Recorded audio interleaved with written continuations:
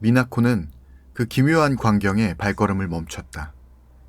고등학교 소프트볼 부의 연습이 끝나고 돌아가는 길.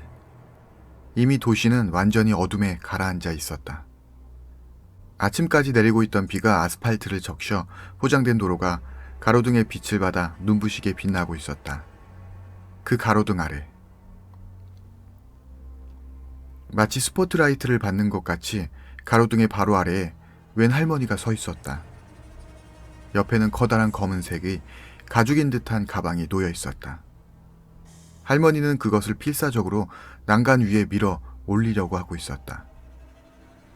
할머니가 있는 부근은 정확히 용수로가 지나가는 곳이어서 할머니는 그 가방을 용수로에 떨어뜨리려고 하고 있는 것이었다.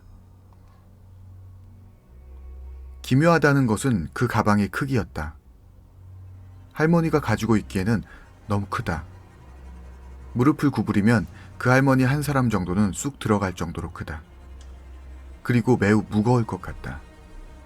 마치 사람 한 명 정도가 들어있을 것 같은 느낌의 무게. 우한과도 같은 예감이 든 미나코는 도망쳐버릴까? 싶었지만 이미 할머니와 눈이 마주쳐버렸다. 할머니는 가방을 땅에 내려놓고 미나코 쪽으로 몸을 돌려 깊숙이 머리를 숙였다. 저쪽으로 가는 수밖에 없다. 미나코는 아무렇지도 않은 듯하며 할머니 옆으로 다가갔다. 이런 시간에 무슨 일이신가요? 라고 물어본다. 죄송합니다. 처음 뵙는 분에게 부탁하기는 좀 그렇지만 도와주실 수는 없나요? 할머니는 숨기는 것이 없다는 듯한 표정으로 그렇게 말한다. 도와드릴게요. 이것인가요? 예, 이 가방을 강에 버려주셨으면 합니다. 이것을 강에... 예, 아무쪼록 부탁합니다. 이 안에는 무엇이 들어있나요? 아, 이것은 손자가 쓰던 물건입니다. 이젠 필요 없어져 버려서. 손자요? 예, 부탁합니다. 할머니는 미나코를 향해 합장을 하며 고개를 숙였다. 미나코는 약간의 현기증을 느끼며 그 큰 가방을 들어보았다.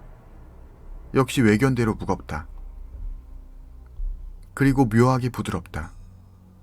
그 감촉은 기분 나쁜 예감이 들게 하는데 무리가 없었다. 미나코는 부활동으로 단련된 근육으로 가방을 천천히 들어 올렸다. 들려고 하면 가볍게 들 수는 있었지만 마음속에는 왠지 모를 기분 나쁨이 신중하게 하라고 말하고 있었다. 천천히, 일부러 거칠게 숨을 내쉬며 미나코는 가방을 난간 위까지 올렸다. 흘끗 뒤를 돌아보니 감사합니다. 감사합니다. 라며 할머니가 계속 미나코를 향해 합장을 하고 있었다. 눈을 감고 빌고 있는 것 같다. 미나코는 가방 지퍼에 손을 대고 소리가 나지 않도록 살짝 열어보았다. 모포였다. 무엇인가를 모포에 싸두고 있다. 미나코는 살짝 모포 밑에 손을 집어넣어 보았다. 무엇인가 단단하고 찬 것이 손에 만져진다. 무엇을 하시는 건가요? 갑자기 뒤에서 할머니가 들여다보며 물었다. 자신도 모르게 나오는 비명을 겨우 죽인다. 아, 그게 손자의 어떤 물건인지 궁금해져서. 열어보셔도 괜찮아요. 그저 몸을 단련하는 도구입니다. 미나코는 인사를 하고 나서 모포를 살짝 넘겨보았다. 확실히 안에는 덤벨이나 철로 된 아령으로 가득 차 있었다. 그 이외에는 아무것도 들어있지 않은 것 같다. 손자는 자주 그것으로 운동을 하곤 했지요. 아, 손자분은 돌아가신 건가요? 네, 어쩌다 보니 지난달에 병으로. 실례지만 손자분의 양치는... 그 아이들은 벌써 3년도 전에 교통사고로 두 사람 모두. 그렇습니까? 이제 나 혼자니 어떻게 할 수도 없어서. 네. 미나코는 가방의 지퍼를 닫고 제대로 잡았다. 그리고 천천히 난간으로부터 밀어냈다.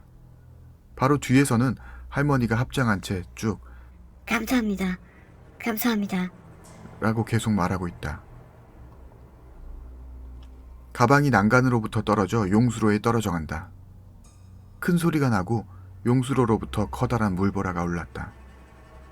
그럼 이걸로 된 건가요? 미나코가 돌아봤지만 갑자기 할머니가 사라져버렸다. 아니, 위다. 할머니의 몸이 허공이 떠 있었다. 자세히 보면 합장한 채 부들부들 격렬하게 몸을 흔들고 지면에서 떨어진 발은 전력 질주하듯 앞뒤로 움직이고 있다. 튀어나올 것 같은 눈알에서는 피눈물이 흘러나오고 코피와 하나가 되어 옷을 빨갛게 물들여간다. 그 목에는 검은 철사줄이 메어져 있어 가로등 위를 지나 용수로로 향하고 있다. 할머니의 움직임이 멈추고 완전히 숨이 끊어질 때까지 미나코는 자신이 비명을 지르고 있다는 것조차 깨닫지 못했다.